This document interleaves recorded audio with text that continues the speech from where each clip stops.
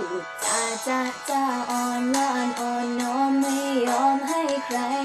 มาทำร้ายเธอได้แน่นอนรักเธออย่างโน้นอย่างนี้อย่างนั้นจนเธอต้องยอมให้พร้อมไปทุกอย่างแล้วเป็นไงไอ้คนที่บอกว่ารักที่มันจริงใจเสมอมาเอาแล้วไงล่ะอีกแล้วไม่ล่ะจะทำไงโว้เสร็จแล้วเขาเคยกอดเธอไหมเสร็จแล้วเขาบอกรักเธอไหมเสร็จแล้วเขาก็หันหลังให้เจ็บ